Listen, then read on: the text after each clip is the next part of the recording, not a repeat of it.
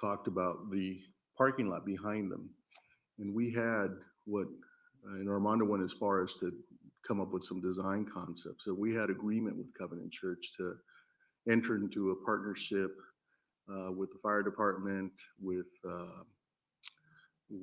they would put out an RFP for a housing provider and use part of their lot to rebuild that station, provide housing, and provide exactly what I'm talking about, a fire station under there that would be new and state of the art, and provide senior housing because the density levels are there on South Lake Avenue. And so I would encourage you, Chief, to think in those terms where it's appropriate.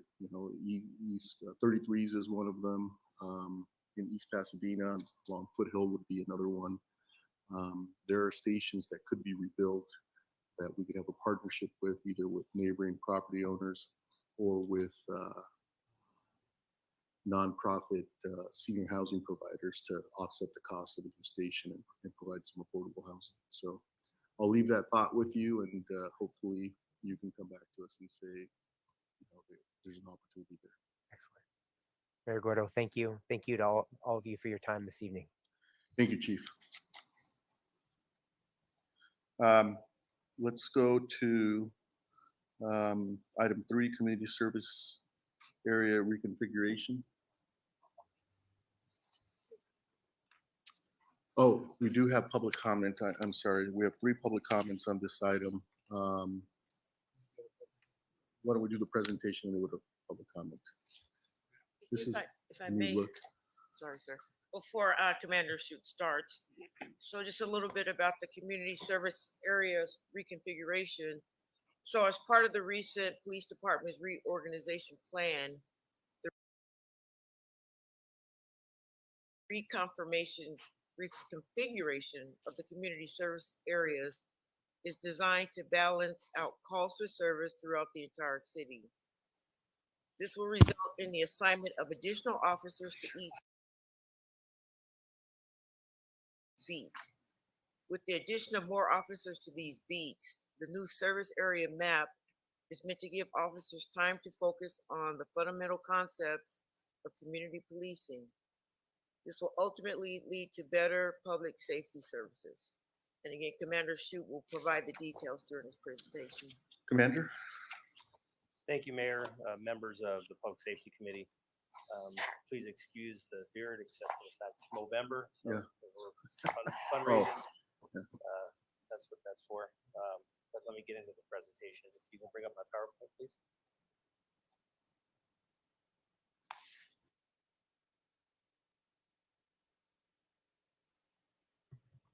So again, this is a community service area reconfiguration, and it's part of our restructuring of the police department.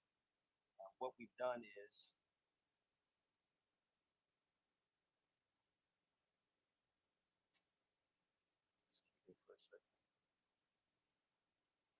there we go. What we currently do for our departments, I'm sorry, could you go back, please? Again, forward. We currently deploy in 5 community service areas. That's our current configuration, and our goal is to go to 4 service areas. And the main goal of this is to add officers to each service area by reducing from 5 to 4, and also to divide the current Northwest Community Service Area 2 boundaries, which is currently the most active community service area, and I'll get to that later on in the slides. What this does, it allows for more discretionary time for community policing, prevention, intervention, and enforcement. And as we know, the more community policing we have, the more prevention and intervention, the less enforcement we have to partake in. Next slide, please. Okay. So what we did was we looked at several community service area models, and what we used were the mapping, the citizens calls for service, strictly citizen calls for service, priority 1 calls for service. Priority 1 call for service is a call for service in which the event is in progress or just occurred, and there's an immediate threat to personal safety, which is a priority for us. And then also the average citizen's calls per service area. Next slide. When we looked at those community service areas, those community service area models, we had about 7 to choose from. And by using David James, our crime analyst, he was able to show us how many calls for service we had. And as we moved those lines for the 4 community service areas that we wanted to switch to, the calls for service fluctuated. And what we came up was with this Los Robles El Molino model that I will show you here in a minute. And we felt that that was the most advantageous for both the community and the police department. And what it does for us, it equals out the calls for service across service areas. The service areas will be separated by the 210 freeway for an easy dividing line. As you can see in our current 5 service area model, their dividing lines are north and south, are few and far between. It's not a consistent line as if we were to use the 210 freeway. We use the 210 freeway model for New Year's with the parade, and it works very well, that quadrant section. We use Lake Avenue in Colorado, except for the fact, or Lake Avenue, the freeway, but that we even looked at that service area model, but the calls for service were disproportionate, as you can see when I show you why we're going to the 4 from 5. But this was the best model for us to go to. This model is also a good balance for the watch commanders. We have 4 lieutenants who work patrol division, and each lieutenant is responsible for a service area. So that equals out 4 lieutenants for 4 service areas. Each one will have 1 responsibility of the service area, whereas right now we have 5, so 1 lieutenant is responsible for 2 service areas. It provides the best balance for coverage, 4 calls for service, the best service to the community as mentioned, and more discretionary time for the community service area officers. When we talk about more discretionary time, we talk about what Councilmember Kennedy was talking about when he said to get out of the car and shake hands and talk to the neighbors. If we have more officers and more service areas, there's more discretionary time for them to make those community connections, to engage the community, to be in the parks, to walk footbeat. We're not having to hire extra officers to walk footbeat in parks for special events. They can actually get out of the car and do that themselves because they will have that discretionary time. This is our current 5 community service area model. As you can see, we have service area 1, which is the west, 2 is the northwest, and 3 is central, 4 is east, and 5 is midtown. The northwest, although it looks not a small service area of 5, but it's rather small compared to the other service areas, has a majority of the calls for service, and that's what we're trying to do, is just to balance it out. And we split a little bit of the northwest to be able to do that. Now, when you take the calls for service, what we used was the calls for service from 2018, which was approximately 69,000 calls for service. You may ask why 2018. 2019 had a smaller amount of calls for service, so we went with a higher amount. 2020 was an anomaly because of the pandemic, and then we're in 2021, which hasn't yet completed. So from 2018, we had about 69,000 calls for service from citizens. And you can see the equal count would be 13,775 calls for service. Now you look on the calls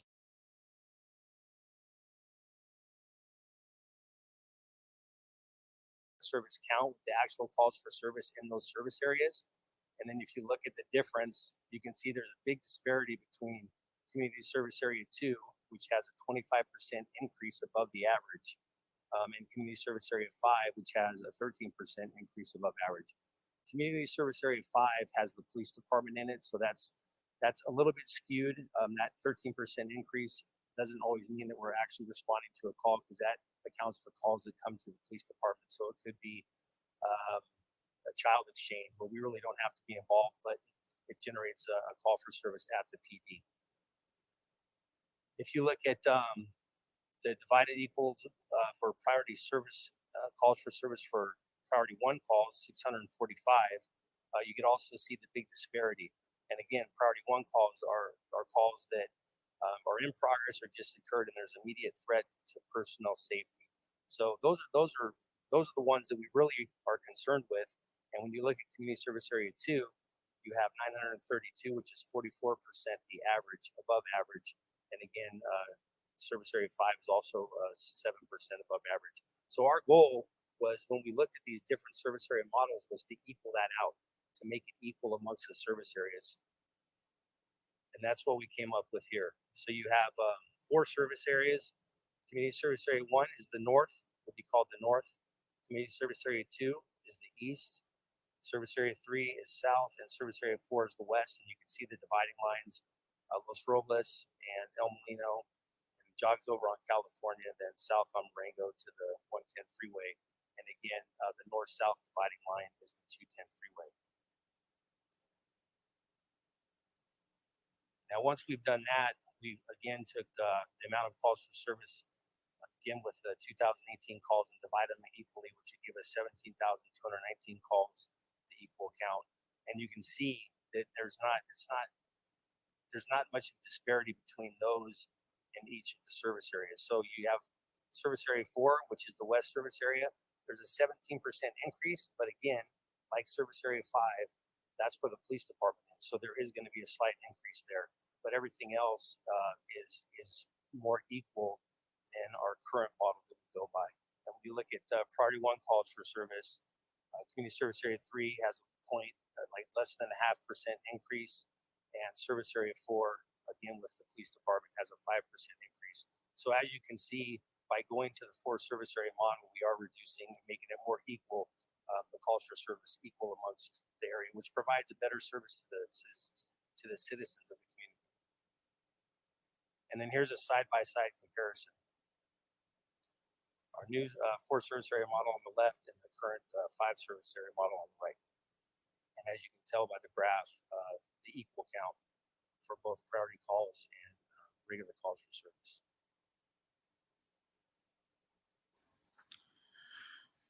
And then here is the last slide, is you have the council district overlay.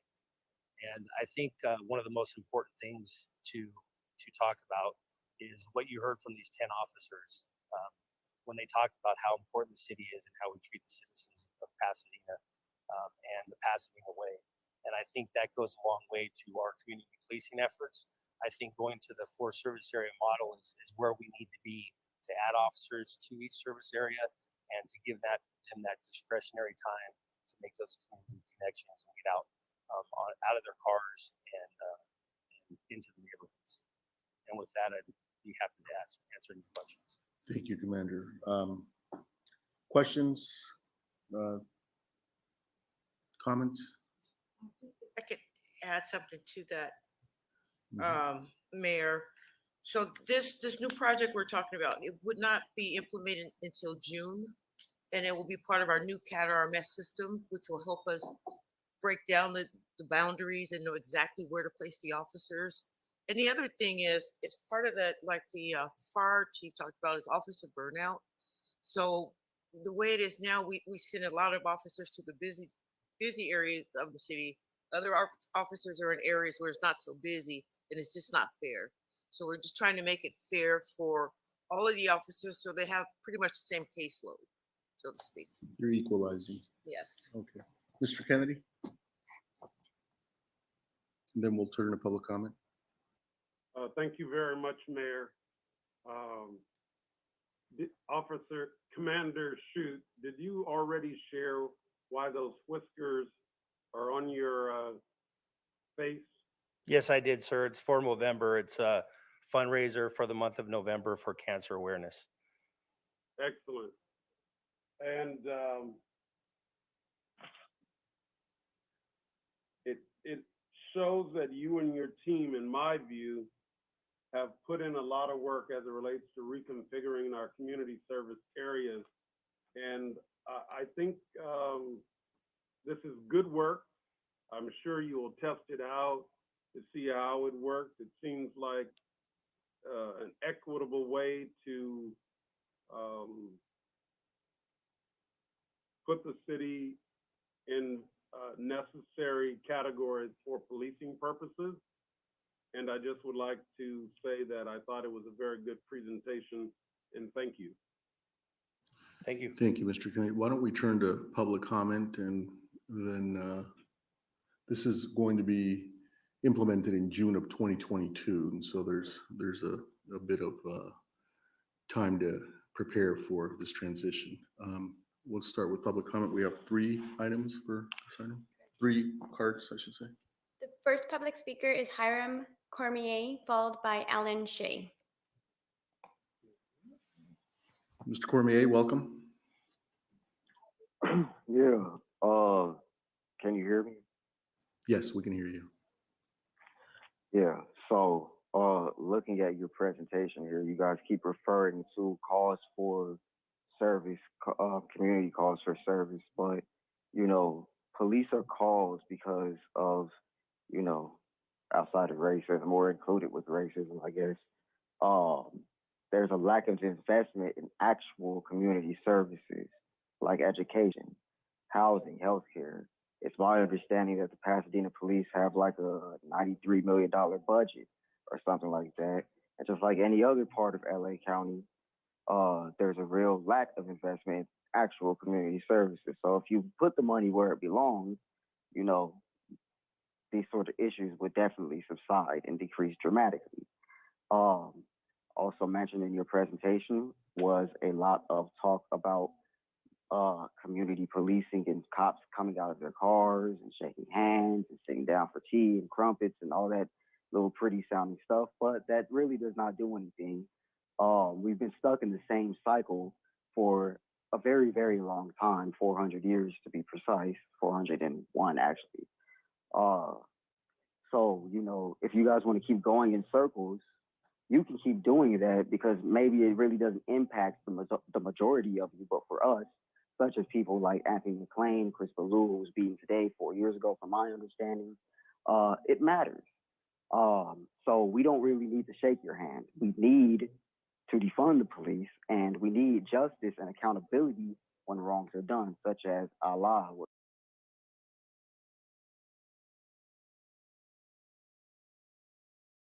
You've been hearing the past, I don't know how many, 14, 15 months now, fire the cops who killed Anthony McClain. That would be a nice start. You know, you can't pick good fruit from a poison tree. So, you know, that's really what it is. And then the other thing that I heard earlier was a whole point about diversity within the police force. At this point, America is becoming very diverse because America is turning back to its real roots. So, you know, it's not really about the color of someone's skin when it comes to issues like policing, because white supremacy is so ingrained within American society that anyone can be a white supremacist. It doesn't really matter what your skin color is. It's about your mindset. So the mindset is in systems like policing, it's a mindset of destruction, occupation, and white supremacy. So if that's the case, it doesn't really matter what color a cop is. I don't really care. And the majority of people with any sense don't either. Gordo, you should know that specifically because you are a white supremacist, judging by the things that you say, and the fact that the entire council hasn't done anything to rectify the killing of Anthony McClain, 15 months ago or so. So, yeah, that's really all I have to say. Fire the cops who killed Anthony McClain. Thank you, Mr. Cormier, for your comments. Next speaker, and by the way, those of us that live here disagree with those comments, Commander, and I do think it's a good idea to have police officers getting out of their cars and meeting the community that they serve. Yes, sir. Alan Shea, followed by Heavenly Hughes. Mr. Shea?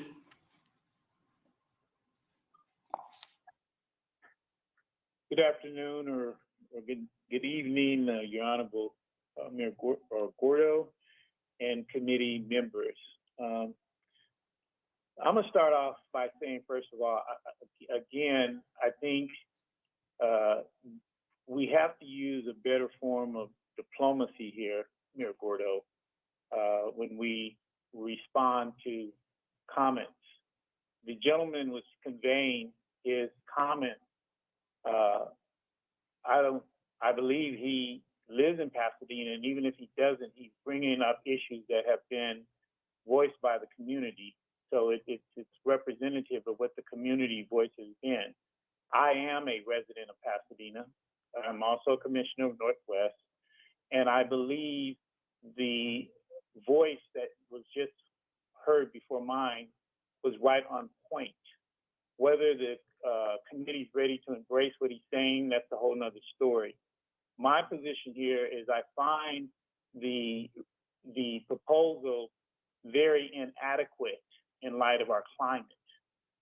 First of all, I truly believe that if we're going to have any reconstruction of any type of real belief about our police department and our public safety, it starts with very fundamental things. I'm sure as a father or a parent, I'm going to keep this as broad as possible. If you have some challenges with your child, you're going to direct your child on a correct plan of action, okay? The plan of action that's needed here is trust. The community is not going to trust the police department at all unless the police department start with that first and foremost. Secondly, we really need a real strategic plan of action. You're using the word discretion or discretionary approaches that the police department is going to use. That's just another buzzword for over policing. What you need is you need a community outreach plan that's going to build trust. It may take investing of money to do that. It may take you and I, Mayor Gordo, to go out to the community and show we're really doing it jointly. But it's going to take those kind of actions. The police, I can tell you right now, you're going to be wasting your time. That's not going to work. You got to do something truly concrete and sincere if you want the community to really believe. Now, there's going to be other voters and other constituents that may disagree with me, but unless they're out here walking the pavement in the streets truly, they're going to keep seeing the same thing that they're seeing, whether that's gang violence, whether that's gun Your time has shots, expired. whether that's anything that's before this governance here or this committee. You've got to go to the basics, and the basic is please hearing the voice of the community. And this discretionary measure that you're talking about is not going to work. Just go back to a Mr. Shea, if you'll wrap up your police comments, Alan. program. I will.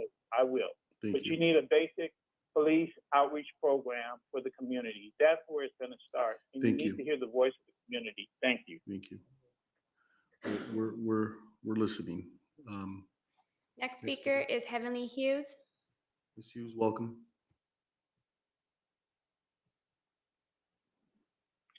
We are the people. We are the power. And I'm referring to we, the people of the community.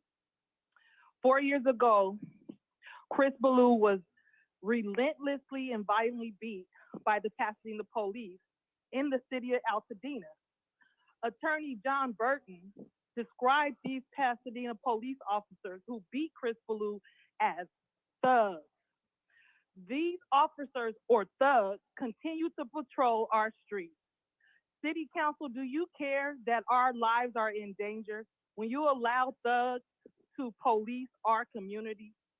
You told us, those who live outside of Pasadena, you are not listening to us. Called us cowards, gutless, outsiders. Yet the Pasadena police are violently beating Black men outside of Pasadena, in the city of Pasadena. But you, Mayor Victor Gordo, derate us, saying you are not listening. How dare you sit comfortable in your seat, speaking to a woman, myself, like that, speaking to a Black woman. Felicia Williams, for you to applaud, and I don't know if she's here, applaud and praise such indignant behavior of Victor Gordo is appalling. I see where the phrase, all skin folks ain't kin folks, is appropriate when a Black woman would applaud such inappropriate behavior. Now I see why the Me Too movement is so important to put this type of abuse towards a woman at a halt. It makes me think, how do you men treat Deputy Chief Cheryl Moody, Chief Perez, Steve Mermel, Victor Gordo? Do you treat Deputy Moody with equitable respect? Do you, as you would a white man? Mayor Gordo, Your derogatory and demeaning words and actions towards me, a Black woman, is unacceptable. I plead with the new candidate, the new police candidate. Please do not follow the leadership of immoral and humanizing treatment we have seen from the frontline leadership such as Chief Perez, Steve Mermel, and most recently showing their thorns, Mayor Gordo. Chief Perez said to me and others, the laws and policy of Pasadena are damaging to the Black people. That is why he didn't charge the officer who beat Chris Ballou with the crime, because law and policy allows the Pasadena police to beat and kill Black men. I submit to you, be right standing and restore moral and humanity. Care for Your human time life. has expired. Thank you. Say his name, Anthony McLean. Thank you, Ms. Hughes. You know, coming to our meetings and injecting race, I would hope that we can all work together, but injecting race, injecting divisiveness into our meetings from Altadena is not at all constructive to this dialogue. You may think it is, Ms. Hughes, but I can tell you the people who live in this city don't believe that your injection of race, you're attacking people, you and Mr. Cormier attacking people and labeling everyone and that you see a white who disagrees with you, a white supremacist, is not at all helpful. You know, in Pasadena, we take those assertions seriously. In Pasadena, we are trying to do our best to protect everyone in this city, and the community I'm talking to doesn't agree with either one of you. And so thank you, Commander, for bringing this proposal forward. And Chief Moody for bringing this proposal forward. If there are any other comments on the part of my colleagues, we can take them now, or we can move on to the next item. But again, are there public comment? We just heard, we just went through public comment. Okay. Mr. Hampton. I did have a couple. Commander Shute, thank you so much for the presentation. I think the idea of what you've brought forth today could actually be extremely beneficial to building a better relationship with all of our community members. So thank you. I just have to say that you know, the bike patrols, the officers walking in the streets, waving, getting out of the car and saying hello is extremely important to building a better bridge in our community, because these are the questions that I'm asked. And as you know, you've been to a few or multiple of my community meetings. And also when I first got elected, I remember going on a ride along with you when you were the officer over special, what is it called? Special events. I'm sorry, special events. And your dedication to the city of Pasadena is tremendous and should be applauded. And as I've told you multiple times, when I asked about a stop sign, and you and Officer Lieutenant Dawkins, Lieutenant Dawkins, you and Lieutenant Dawkins acted extremely quickly and were able to get Caltrans to install a stop sign. And that's community policing. It's when you do something that is not necessarily in your pure view of work, instead of passing the buck, but saying, you know what, I'm going to try to figure out what we can do to make this happen. So I have said this multiple times publicly. I will say it at every single one of my community meetings because it was so impressive to me. And also all of my community members and neighbors were just excited to hear that our police department are, not even the job, that you guys are the public works people. We're able to get something done with the help of Caltrans, just to be applauded. So I just want to say thank you for that. Thank you for bringing this presentation today. I think it is important that, the public comments that have been made, everybody has a right to make their public comments. But I think at the core value of most public comments, they want better relations with the police. Or there are some people that say completely defund the police, which to me, it's a non-starter for me at all. I wouldn't defund the police because who else would answer the call of our community members when they're in need? And so I just want to say that the police department, from what I'm seeing, the presentation, you know, trying to being part of our schools, engaging, not patrolling, but engaging and talking about the profession.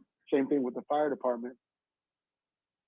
They're definitely trying, and maybe they're not trying at the speed that everybody wants them to be trying it, but that's government. Government doesn't work at the speed that we all want it to work out. And yes, I know that there are accountability issues, and I will continue to spout those accountability issues. And I'm speaking in generals right now. But our police department is trying to be a better police department, and I support our police department in doing so. And when you bring presentations like this that are going to make our service more responsive, more community driven, more engaging to those that are in our neighborhoods, in a positive way, I can't help but say I 100% support this, and I know that my neighbors support the idea of you and your officers being more community oriented. So I want to thank you and applaud you for bringing this, and applaud you in the times, especially with everything that's going on the public comments, that you guys are still professionals and you do your work. So I thank you for that. I also want to say to you, Commander, so I have asked multiple times, and you know, the officers that patrol the neighborhood, they typically come to my community meetings, as you've been, and they show up and they say hello and they shake hands with the neighbors, and they talk to people, and some people they stay in communication with, which is all. For the service areas, have you thought about having some sort of, as we did one of my Christmas events, I'll say holiday events, it was a Christmas related thing. We had officers come and the neighbors shared a little bit about themselves. The officers shared something about themselves. And so have you thought about, when you put this model together, who will be serving in those neighborhoods by putting images up of these individuals? Or is that something that we can do? Because I mean, they are public employees. I was just wondering if, you know, like our watch commanders, a picture of our watch commander, I mean, they're already in the public. So I was just wondering if there is a way to put our officers and who will be patrolling our neighborhoods and our streets, so that our neighbors and community members get to see their face as well, and they remember them when they're driving around, and they'll say, "Hey, easy way to get to know your officer in a way." Is that a possibility? Yeah, that's definitely something that we can look at. I know for currently we put all of the watch commanders information out there as well, because they're the ones that are responsible for the service areas. But we could look at putting the service area sergeants and service area officers faces out there as well. That's something that I'd have to look at and talk with staff about. It seems reasonable. Okay. And then my other question to follow up on that was, it's come to public safety a few times, and I know that it is definitely something that is, you know, within the peer view of the police department. But I just want to reiterate that I know that a lot of times officers who are new on the force are used 1, 2, 3, and 5 as kind of like the training ground. Is that still where a lot of officers who just come onto the force get trained? No, I wish we had that discretion, but we have the training officers are spread out amongst all the patrol teams. So especially now we have about 14 new training officer or 14 new trainees that will be in training. So we use whatever training officers we have available, and they're spread out through all the community service areas. So you're going to see. Well, that's good to hear. I don't want that to change, because I do remember that the previous chief Sanchez had mentioned that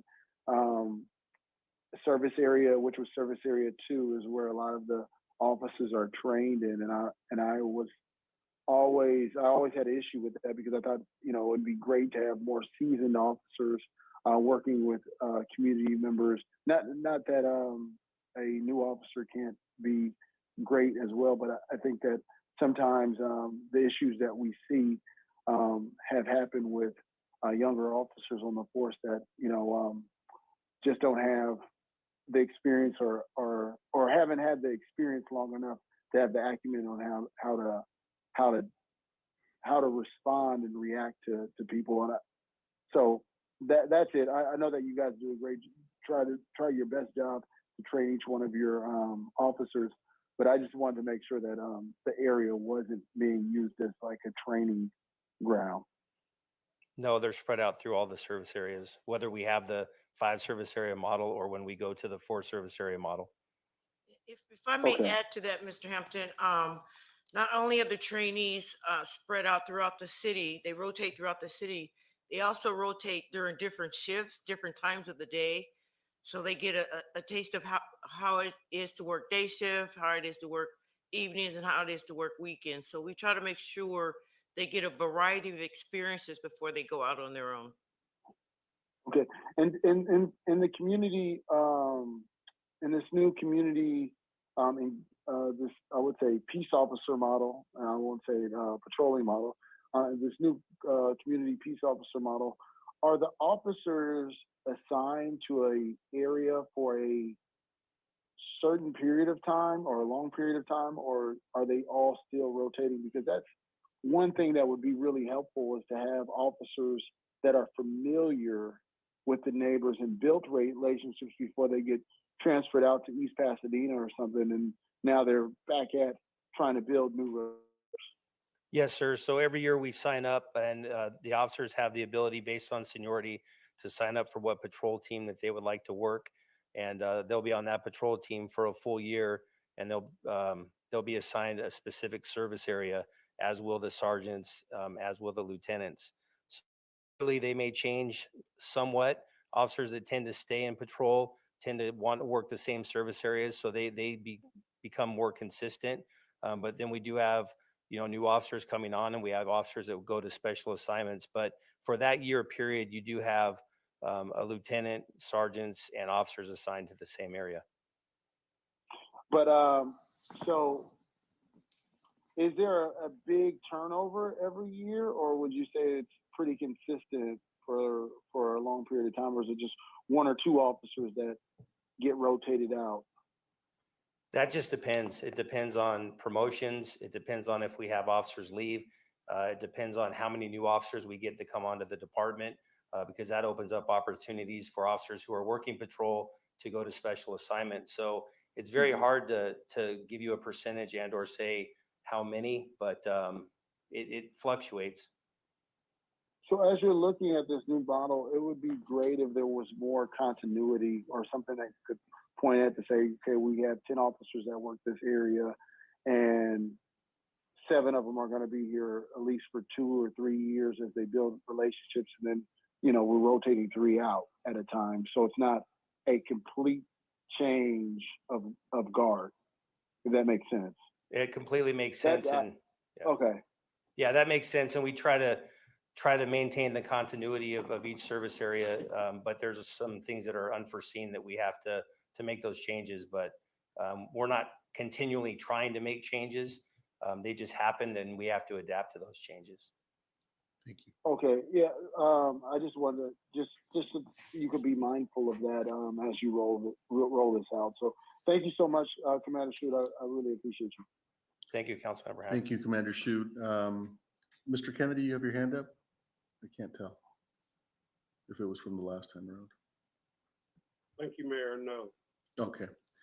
Well, thank you, Commander Shute. Thank you, Lieutenants, Officer, and thank you, Chief Moody, for bringing this. Anytime we're looking to better serve our community, then, you know, it's important that we listen carefully. I think the model and the rationale behind the model certainly works for me. And so I wish you well as we move to implementation in June of 2022. So Thank you, sir. We look forward to it, and thank you for your time. thank you. Tough job. Thank you, Chief. Okay. Chief, oh, I'm so sorry. I have one last question on that. Will this be going to the any of our commissions, like the Northwest Commission, et cetera? Because one of the public speakers, Alan Shea, who happens to be a commissioner, seems like he has some feedback he'd like to share with the police department. And it seems like there'd be an opportunity for the Northwest Commission to chime in on these type of changes. Yes, sir, that's something we can do, and we may even, or the Police Oversight Commission may even want a presentation on this too.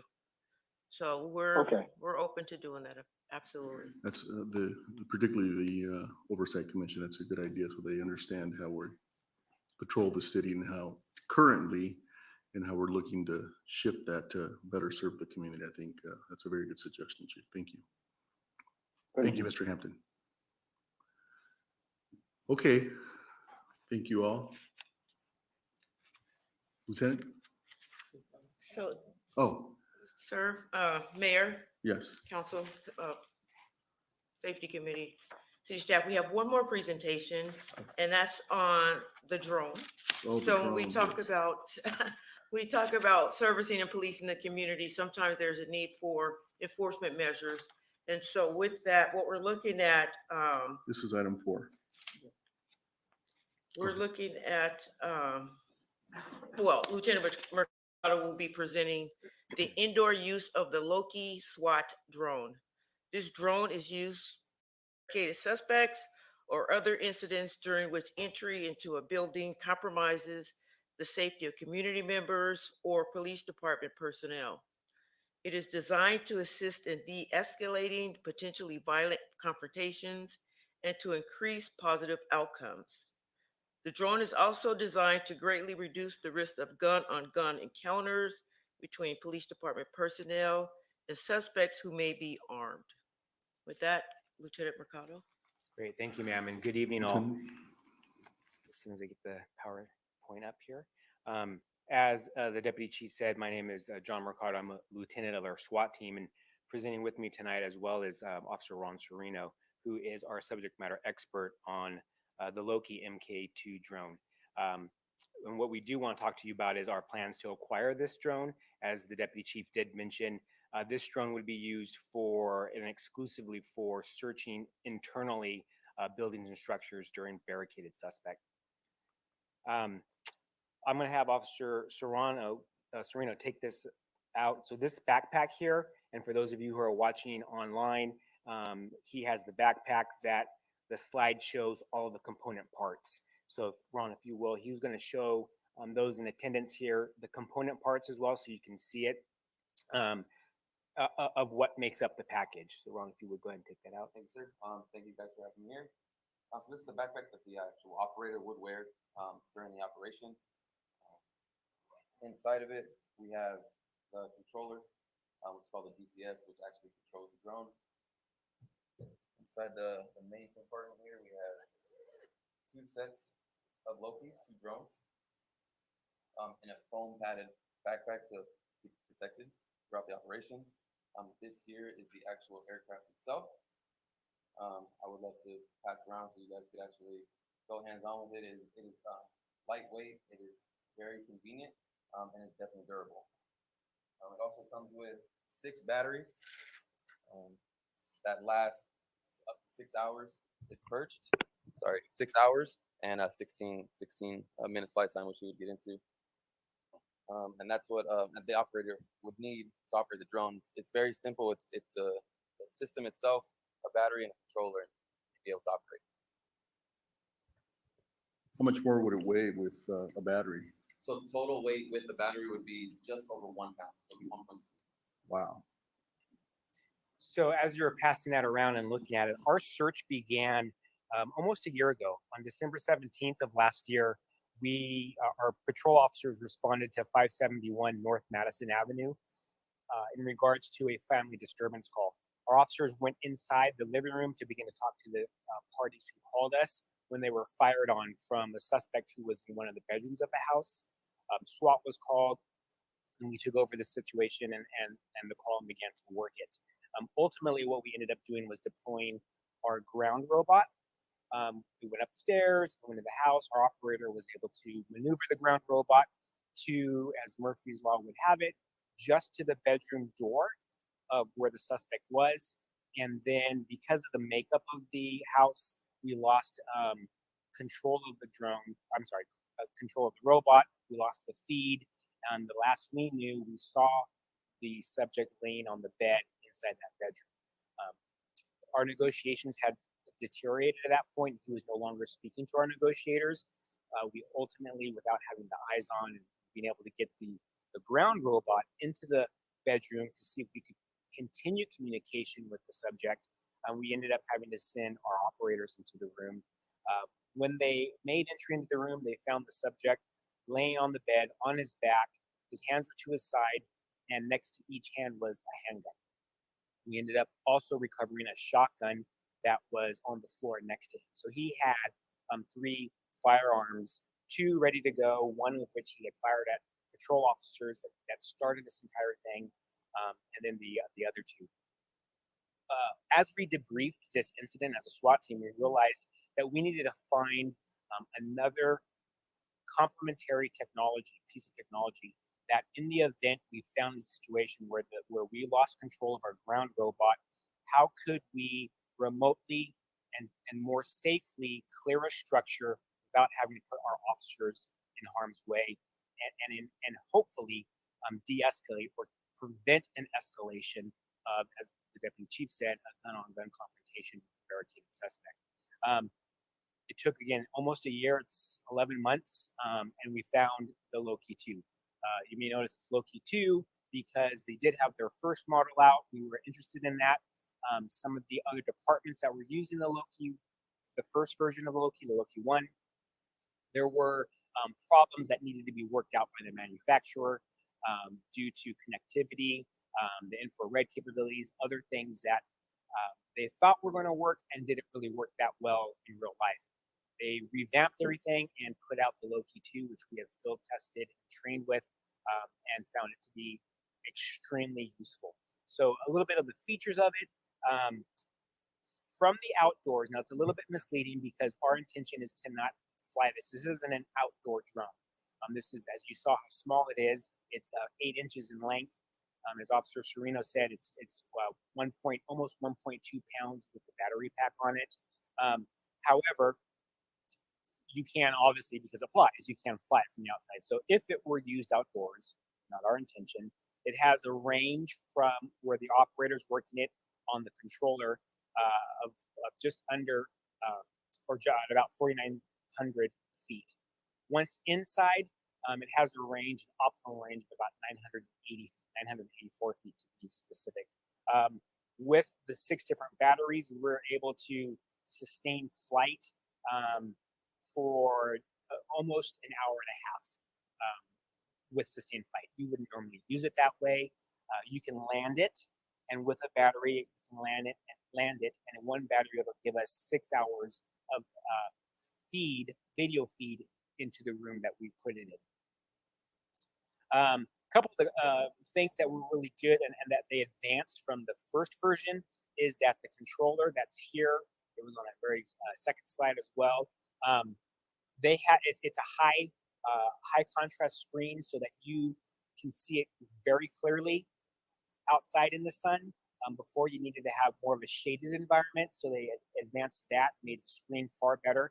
They also enhanced the technology and the software where, because there's 2 drones, if you land a drone inside of a house and you want to quickly deploy the second drone, it pairs very rapidly with the controller. The first one had some problems with dual pairing, and that was, again, a feature that they advanced. And the infrared technology, on this is phenomenal. It will light up a dark room, and on the controller, they're able to see it as if it's daylight and see all of the things that are going on inside of that room. They can also dim the lights or dim the LEDs on the infrared if it gets too bright, if there's hot spots, you can change it to be able to have a better view of the room. We're able to do that from the controller as well. The other thing that was really neat that the other one didn't have is what they call a turtle mode.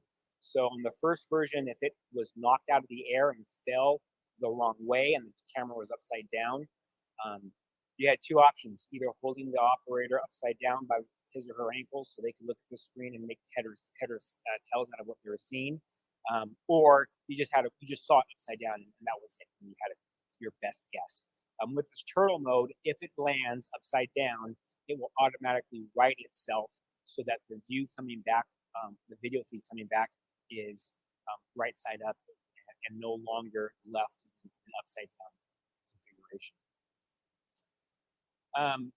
One drone set, which comes in a backpack that you see here, that was on the slide 2, comes with 2 Loki aircraft, the controller, 6 batteries as mentioned before, 2 extra set of props to change out in case they get damaged, some extra ducts to keep the engine running well, and then again this hard case foam. It comes in at just over $10,800. We've identified general fund money for that within our budget at the police department, and in our use of it, we have thought seriously about checks and balances. So the drone would only be operated by FAA certified operators. We would ensure there are new post guidelines out for drones. We would comply with the post best practice for drone use. We have just begun to get policies from other departments. We've reached out to 5 other major departments who are using these, gleaning from them their policies, and we will craft our own policy on the appropriate use of that, to include a tracking mechanism to be audited, and so the community can see how we're using it and that we are using it the way we said we would for internal searches during barricade situations. I have a video here just to kind of show you, and it's short, to show you what it looks like when the drone is actually being deployed.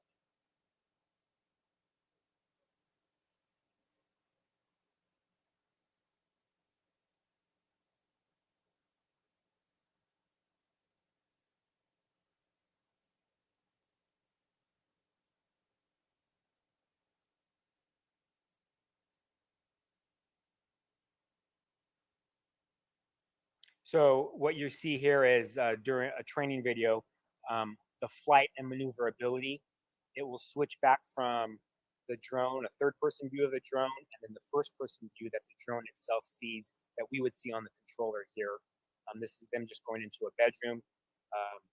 This is a replicated view of what we saw just a minute ago. Mayor, I'm so sorry.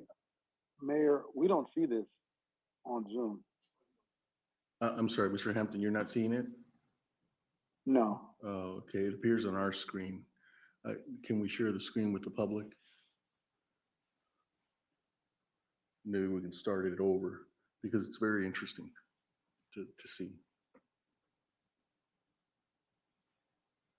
So as we work on that for when it does get shared with the public and you see it, I will just reiterate, you'll see 2 different views. You'll see a third-person view where the drone itself is in the air flying through a house. And then it will switch to that exact same footage, but from a first-person view of the drone. You will know the difference because you'll see a blue and green bar at the top and the bottom that indicates the view that the drone is pushing back to us versus the drone standing alone. Under the bed.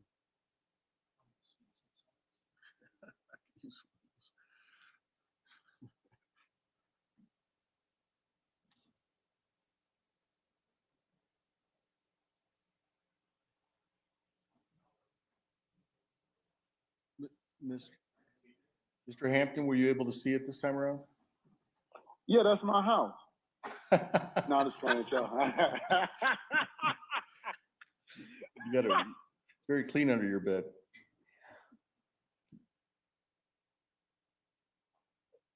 Okay, next.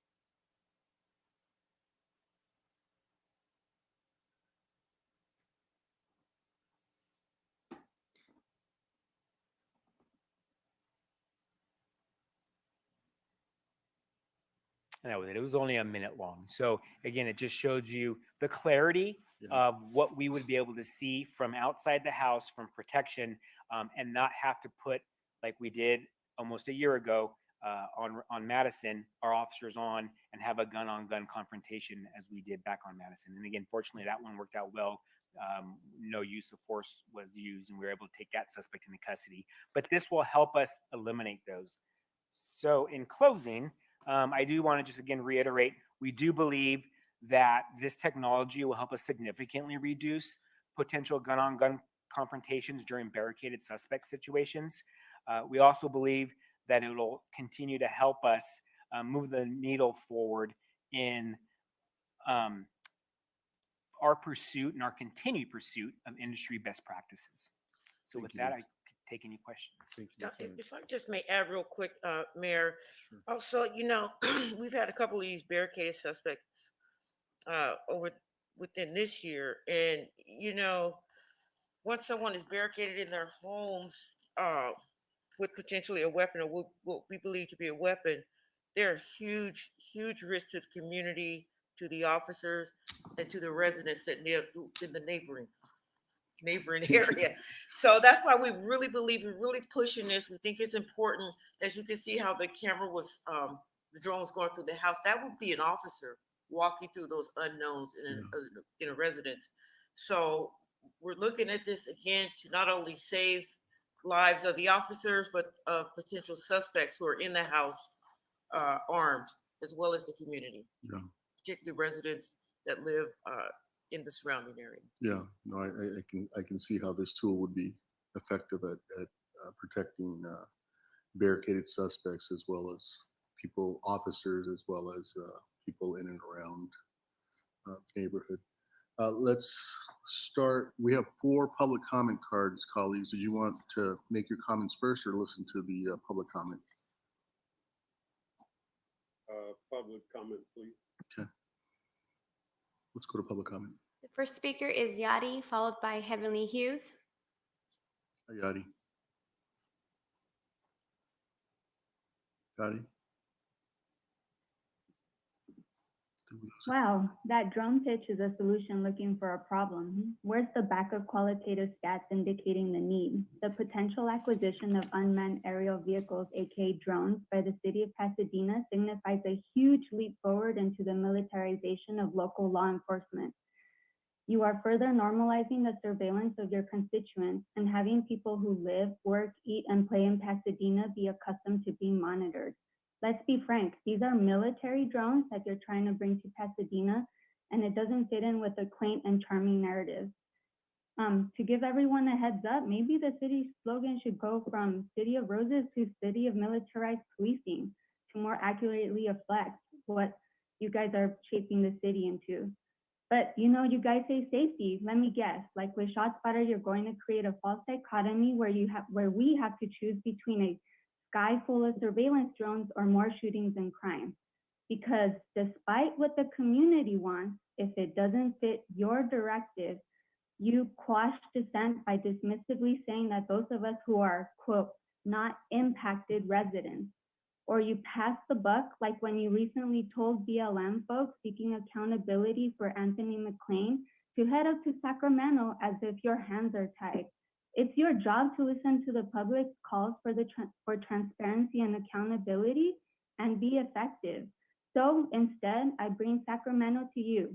I'd like to welcome everyone to AB 481, newly minted this October, which regulates the funding, acquisition, and use of military equipment by law enforcement.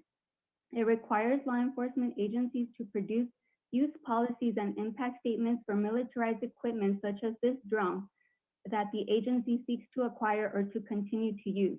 The use policies must be considered by local governing body, aka City Council, by May 2022. And since I have a little bit of time, other Sacramento legislation regarding law enforcement that was just signed are SB 2, Peace Officer Decertification, SB 16, AB 26, AB 48, AB 89, AB 490, AB 958. So handle it. Next speaker is Heavenly Hughes, followed by Yvonne Trice. Thank you, Yadi. Ms. Hughes, welcome.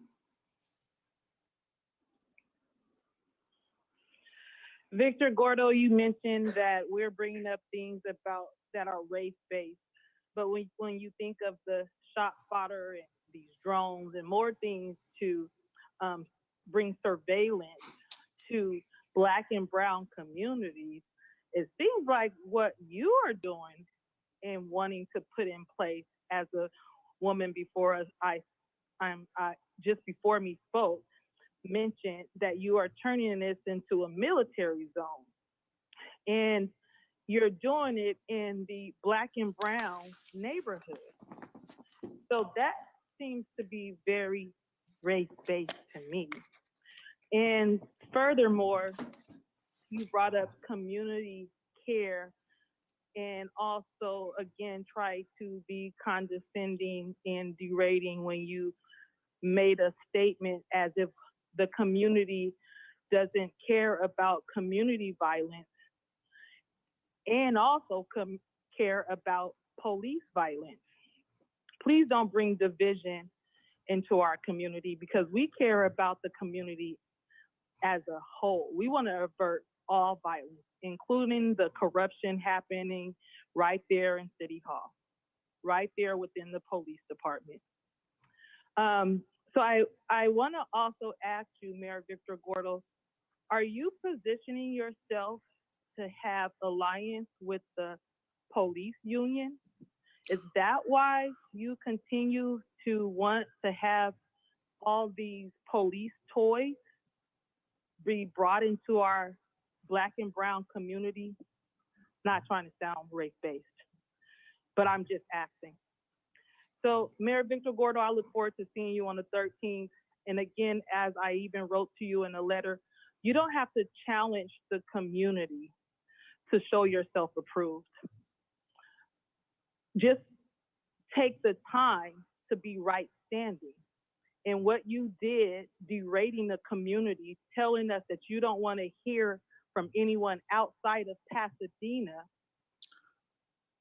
is not bringing the community together, is not community care, and it's very divisive. I ask you, Mayor Victor Gordo, to come and hear the community at the Talk Back this Saturday at Boston Court, because you believe that no one is talking to me. No one is talking to different members of my tribe rise, members of your community, your constituents that don't want to talk to you. Thank you. Please, Mayor Victor Gordo, don't think of yourself Your more time highly has than you are. expired. Thank you. Thank you. Thank you, Ms. Hughes. I did not say you're not entitled to your opinion. Actually, you are entitled to your opinion. You're just not entitled to say you speak for my constituents. Next speaker. Next speaker is Yvonne Trice, followed by Alan Shea.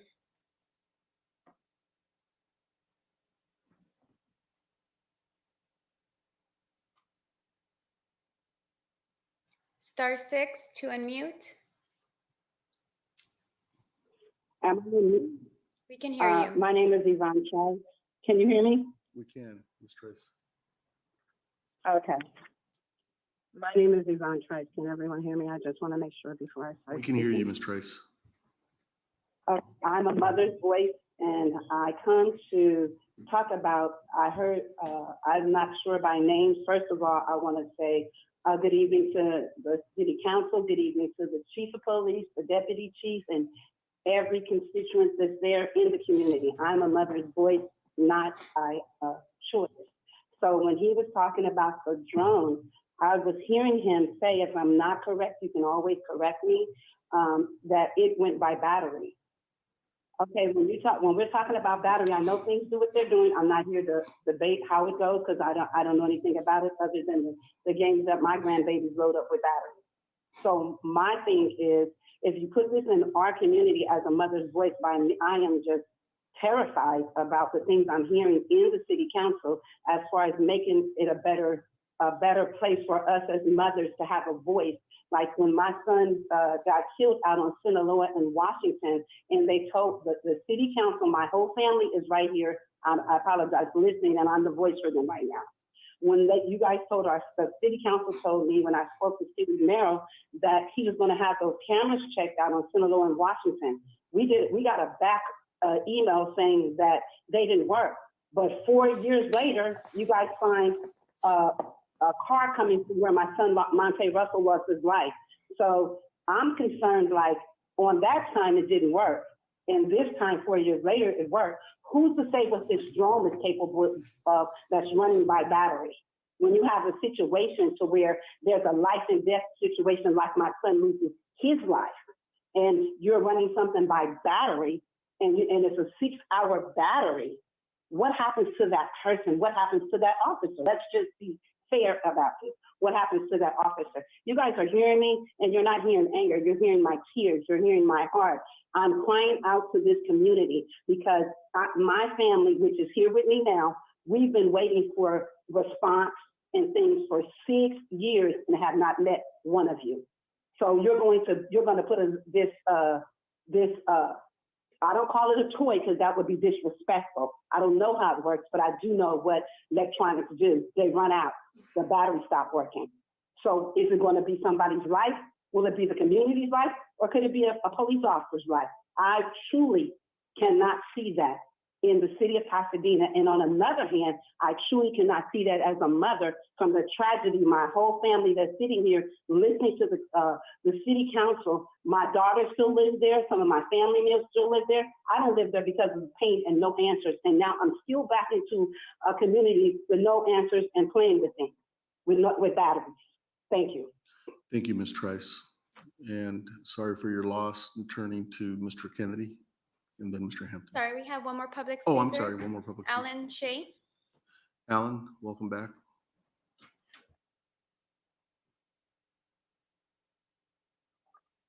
Mr. Shea, you there? Well, I am so honored, Mayor Victor Gordo, that you remembered me at the last moment here. So that was supposed to be a joke to kind of get it light, a little lighter here. In this, I didn't realize there was one more comment, Mr. Shea. It's a joke because I'm trying to make I wouldn't do light that to here you. because. All right, and I would hope not because we need to align ourselves as much as possible to keep our beautiful, wonderful city safe as possible.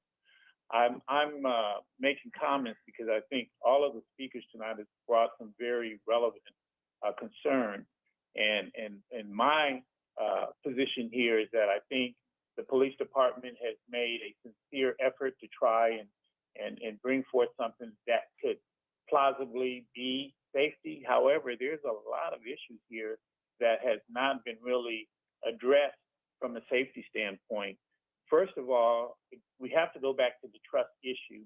I truly believe that for the community to overcome the damage that's done by Pasadena police as it relates to Anthony McLean, as it relates to body cameras and how true they're going to be, we got some issues here. So that's going to start by making sure we build our trust. The second thing is really education here. I haven't heard the officers mention true education. People don't want drones flying through their houses or probably even through their community until they know that there's test cases that they're really safe and they've been proven. Just by giving that presentation didn't really demonstrate a real life situation, what would happen if something like that took place and it hit a kid in the head or blew up or any of these things. We got those kind of concerns. Next, the accountability. We have true accountability issues with the Pasadena Police Department. It doesn't have any proof that any of the factual things could come about. Those are true issues that we don't want to be addressing when there's another claim being filed with the city and we have financial issues now we're dealing with. And last but not least, liability. These things are being proposed in homes, in houses, in structures that they have no clue of how they're going to be impacted by loss of communication, no different than a cell phone. You can jump in an elevator and lose your cell phone call with someone that would affect the effectiveness of this drone. You're talking about using it in these kind of emergency situations where there's live people, body, kids, all these things, it really hasn't been proven. Last but not least, I would really ask that the Public Safety Committee dig deep.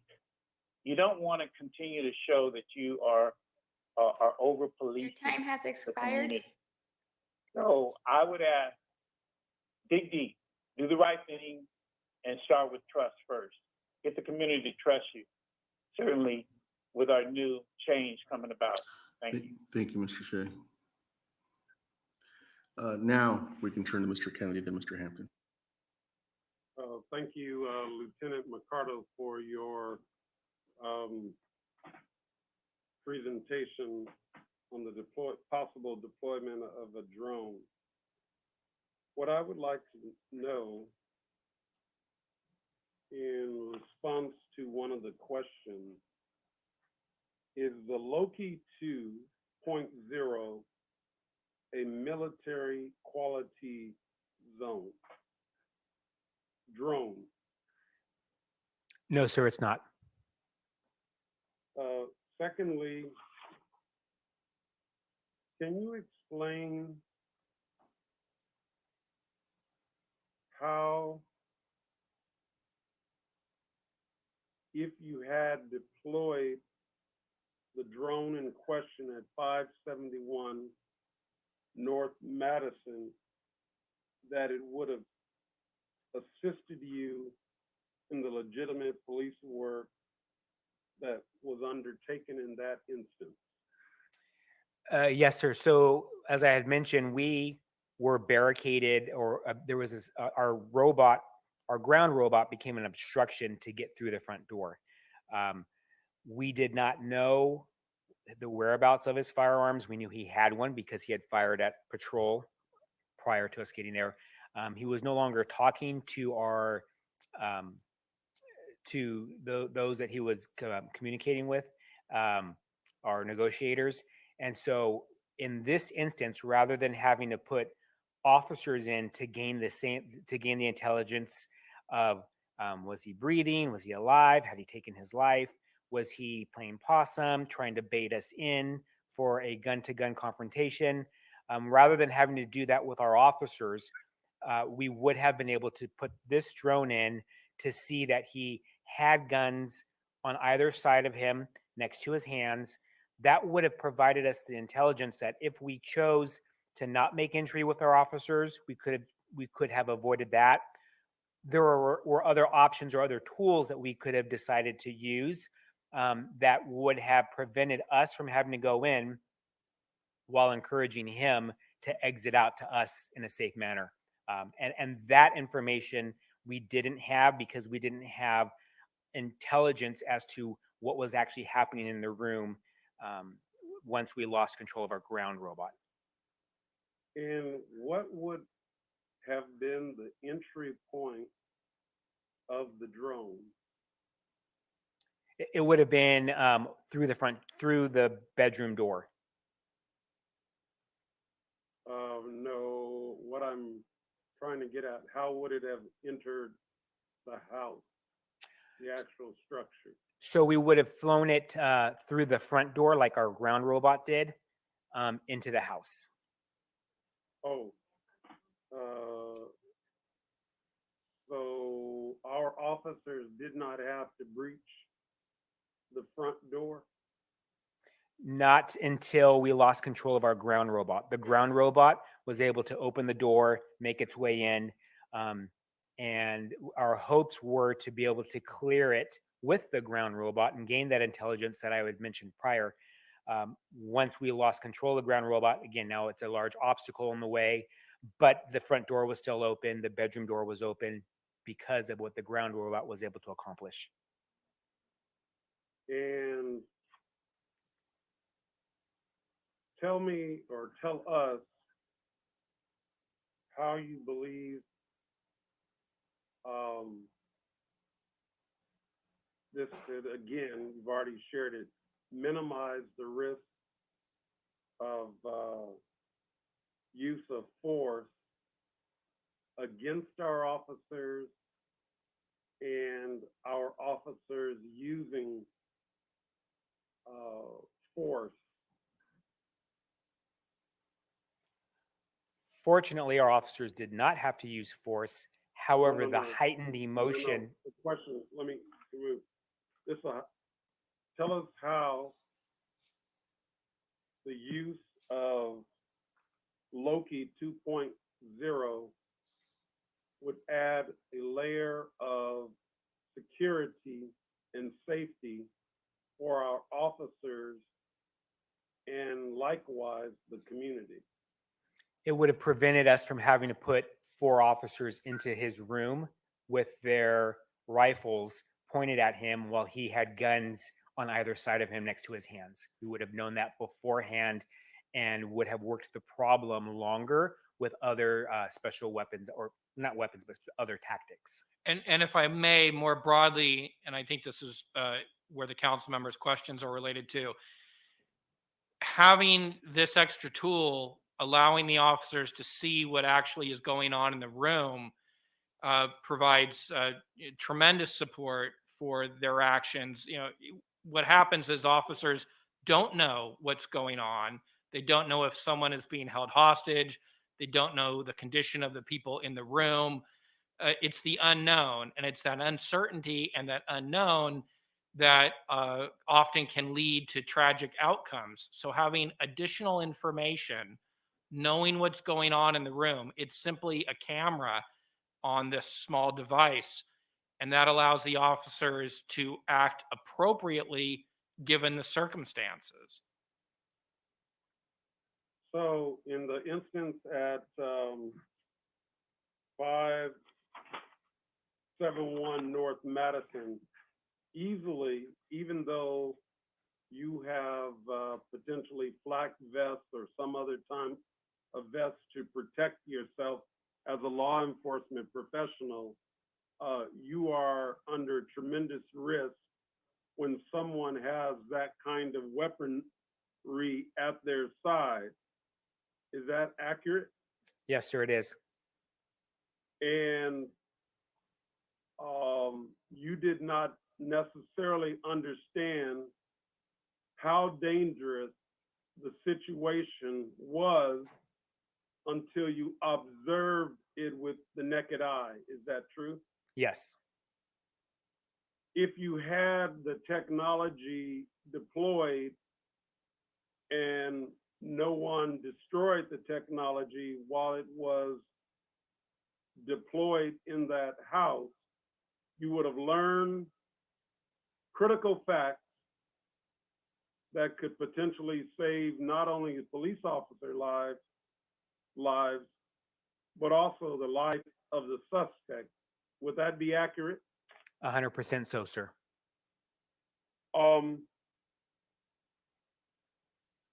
How do we tell the community, even though you've already shared it, but how do we convince the community that the drone would be for very limited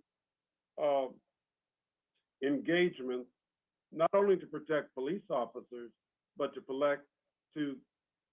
protect the community, whether it's residents, visitors, business owners, etc.? There are a couple different options. Working hand in hand with our community services section, we could do so through presentations, through open house, some neighborhood watch meetings, things of that sort. We have also made a video showing our officers working with it. It's a little bit commercialized. I thought it was too commercialized for this meeting, but that is something that we plan on being able to make available for people in the community to see how it works and get a better understanding. Well, to you, Lieutenant, and the officer next to you, I think the presentation was a good presentation.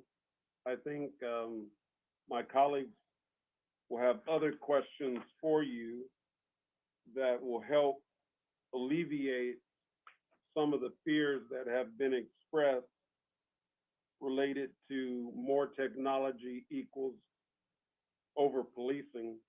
I would like Lieutenant and the city manager and the deputy chief for the use policy of the drone to be shared not only here at Public Safety, but at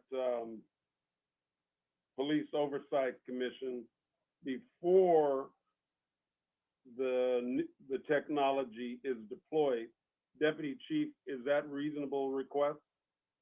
Absolutely, sir. We would not deploy it before there was a policy that dictates its use. Also, so you'll know, and so the community knows, this is it. It records. It's a camera. There's a camera attached to it. So if something does occur inside one of these residents, everything that's happening will be recorded. Now, just to be clear, in the presentation, this device is not just for residents. It could be commercial buildings. It could be other structures that are not residential. Is that correct, Lieutenant? Yes, sir, it is. Okay, so I am glad that you brought the presentation. I would ask that Chief Deputy City Attorney answer the questions that a speaker by the name of Yadi, Y-A-D-I, had, and provide to the council all of the legislation that she referenced for our consideration here at Public Safety or at the City Council. I thank you for a very fine presentation, gentlemen, and hope you have a nice evening. Thank you very much, Mayor, for the Thank you, Mr. Kennedy. opportunity. The questions raised by Yadi will be answered by within the policy, I take it. Mayor, I think they can be answered within the policy, but Okay. also just for Councilmember Kennedy's to answer his question. And out of full disclosure, I know Yadi. She was my campaign manager for the bill that the speaker raised was Assembly Bill 481. The governor signed that a couple months ago. It does require compliance with certain procedures before purchasing military equipment, as the speaker mentioned. One item of military equipment is unmanned, remotely piloted, powered aerial or ground vehicles. One thing that I think most common definitions of vehicle is something that carries goods or people, and this doesn't carry goods or people. I think the only thing beyond sort of flying that it does is carrying a video feed. And so since it doesn't carry goods or people, it doesn't appear that it falls under the definition of military equipment for the statute. I can assure you Yadi will do her homework and challenge us on that note if she disagrees. Mayor, my request is broader than the drone. I don't know the legislation that she referenced, and I'd like her to provide, The city attorney to provide it. Devon, yeah, just to provide the Okay. legislation, because I haven't reviewed it. Okay, so we'll ask the city attorney to maybe include that in the weekly city attorney letter. Thank you very much, Mayor. Thank you, Mr. Kennedy. Mr. Hampton? Mayor, thank you. Thank you for the presentation. It was a very thorough presentation. And it led me to a lot of questions of going down a rabbit hole of just thoughts. I mean, I know that right now, or at least I don't know. Maybe I should ask you this question. Could this drone be weaponized? No, sir. There's no payload capacity on it. The bottom of it is where the battery goes, and there's no attachment nor any function on the controller to release any kind of payload had there been one, which there's not. It's very light, Mr. Hampton. For those of us who were able to touch it, and I appreciate the officer handing it around, it's extremely light. I don't see how it could sustain any sort of weaponry. So how could it not just be knocked out of the air by the suspect, or is it very durable? I mean, if I hit it with a tennis racket, would it survive that? No. Yeah, so it can be knocked out of the air. It depending if it's if you have a strong backhand or not, sir, it may survive, it may not. But what that does ultimately is it provides us with intelligence about what's happening inside that room, where the suspect is, how the suspect may be armed, that we wouldn't have had that happened. And then if one goes down, we can send in the second one if we need further information. If that were to happen, Mr. Hampton, I suspect it would give the police department an idea of the state of mind of the suspect. Well, I assume that any suspect who would see a drone flying wouldn't try to hit it down. I don't know who state what. I don't. Well, at least I wouldn't be in that. Never plan on being in any position like that where I need to hit a drone down in my home. But I would imagine that anybody who would see something like that flying that close to them or around them or hear it, is it silent? By the way, No, it's rather because drones loud. are normally very loud. Yeah, this one, it sounds like a large, like a hum from a hive, a beehive. Yeah. So is this going to come back to us? The policy will come back to us prior to the purchase, or is it the other way around? No, Mr. City Manager, you want to handle that?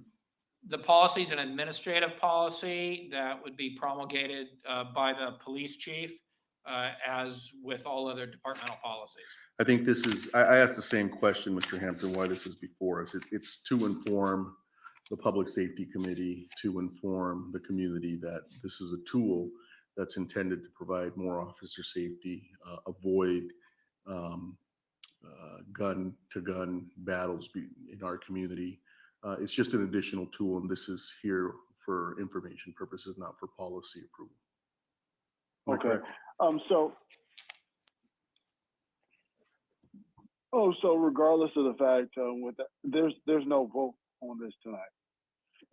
No, this is an information item. We wanted to share with the committee and the public the technology used by the police department. We want to be upfront and open about it. This is an example of no good deed goes unpunished. They're wanting to keep us informed as to the tools that they're exploring and using to try and keep, in the case of a barricaded suspect, even protect a barricaded suspect from himself or herself. And so that's why this is here. Could this device be used in the wake of a fire, a house fire, et cetera? Could the fire department also utilize something like this? Council member, potentially, although obviously I would imagine if it gets too close to a heat source, it might melt. Separately, I've talked to the fire chief about the use of drones that are more suitable for outdoors. We have, as you know, in your district, we have the Arroyo Seco, and we're always worried about how homeless encampments contribute to fire danger in the Arroyo, and using some sort of an aerial drone for greater surveillance in the Arroyo in the event of a fire, or looking for encampments to address fire danger, I think is a real world application that would be of benefit to our community. So it's possible that the next presentation you hear on drones will be from our fire chief. Okay. We're going to lose our quorum at 7:30, so I just want to caution us. Oh, I'm sorry. So I just want to be brief. I'm very uncomfortable with this. I do believe that we need to do whatever we can to protect the safety of our officers as well as our public. I was reading a story out of Dallas, Texas, and I'm sure you all are aware, maybe the officers are aware of this story.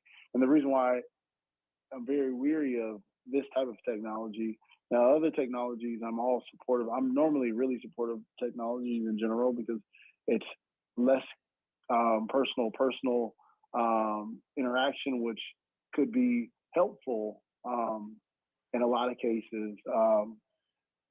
But in this case, it kind of reminds me of the story out of Dallas, Texas. I know California is a completely different place, but in Dallas, for at least the first time I've ever heard of a robot shot and killed a suspect that was operated by the police department. And that just opens up a whole nother door. And this type of technology, in my opinion, is a real slippery slope and could open up a door for something that, 5, 10 years from now, we're no longer here on the council, et cetera. That because of an action like this, we're now purchasing robots that could do this type of work, or a drone that is weaponized. So, I know that we already have robots, but it's just something that we should really, really, really look at. I am all supportive of protecting the lives of our police officers and our community members. But technology and sometimes could be a hindrance, and not lead to the best outcomes, as I've seen in Dallas. Well, I mean, maybe the circumstances, it was a good outcome for officer safety and life, but it just sounds like, I'm sorry, I don't know another word to say it. It's like the Terminator to me. I'm sorry, I can't be supportive of this, but it sounds like you guys already have it and you've already purchased it, and now we're just looking at a policy around it. If the policy is for commercial buildings, I would hope I would be more supportive of that, but this in general, it opens up a slippery slope. It's a slippery slope, and I'm sorry that I can't support this at this time. Councilmember, Thank you. We appreciate that. And just briefly, I think any technology, any tool can be misused. I think what's key is having an appropriate policy that is available for public inspection, and then periodic audits to ensure that we're adhering to the policy to avoid any type of abuse. So your comments are well taken. Thank you. And these Thank you. I will forward the article from the Texas Tribune to the city clerk so he can forward it to the rest of the council members. Please do. Thanks. Thank you. And let me put a different twist on it, Mr. Hampton. Sounds like we already employ robots now. In this technology, I've learned over time that a lot of barricaded suspects are struggling with some sort of mental health issue, or experiencing a mental health crisis. And to the extent that this technology could help us discover that maybe someone who's barricaded is really experiencing a mental health breakdown or a crisis, that would avoid our officers having to engage someone, not knowing ahead of time that someone is engaged in a mental health crisis. I support that, because the last thing I want to see is our officers charging in, knocking down the door with someone who's experiencing a mental health crisis. And if we'd have known it, maybe we would have handled it differently. And so I do applaud the department for looking for technology and tools to keep our constituents safer and to keep officers safer. And I view this as a step in transparency. You didn't have to bring this to us, but you brought it to us so that the Public Safety Committee can be informed, and so that the public can be informed at steps that the department is taking to try and avoid horrific situations like that, where someone experiencing a mental health crisis is somehow engaged in a battle with our police officers, and it doesn't end well for anyone. And so thank you. And Mayor, to your point about the mental health crisis, I agree with the statement. And I think that the earlier item about how the service area and community engagement will be very helpful when, knocking on doors, talking to the residents. You'll get an idea of who lives in those homes, and the neighbors will tell you, that person is a little off, or, do this with kid gloves. And so I think that that's really helpful. In this case, like I said, it sounds like we already have it. And I do appreciate the transparency, but I just have personal reservations toward this, and I'm normally very supportive of technologies. So thank you. Thank you, Mr. Hampton. Okay, I think we're right up at about the time when we're losing our quorum.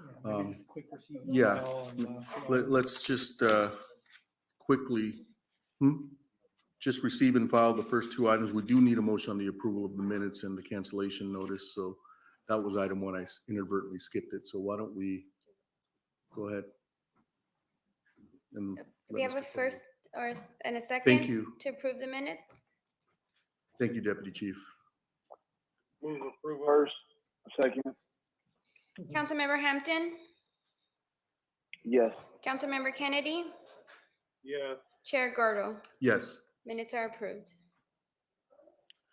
Okay, I think that concludes our agenda. The rest of the agenda is receive and file, and we will receive and file. Unless Mayor, yes. Very quickly, I'll be very quick. It would be helpful as we hear from public comments that, you know, the city needs to do more investment in the community of kids and seniors. I mean, I've always asked for this. I think that we have do a really good job of presenting what our community, what we're all doing, so that we could direct those comments and they could hear what we're doing as a community and the programs, et cetera. But also then we can get positive feedback that's going to say, or not positive, or constructive feedback that will let us know, oh, you know what, you are doing this, but this is what I would like for the council to target a little bit more. So I just, whenever we get a chance, I don't know if it comes to public safety or comes to full city council, but it would be great to have some sort of package of the community efforts that our city does, and they do a lot of it and a lot of great work. Thank you. Good suggestion. Thank you. Thank you, Mr. Hampton. Okay, we are adjourned.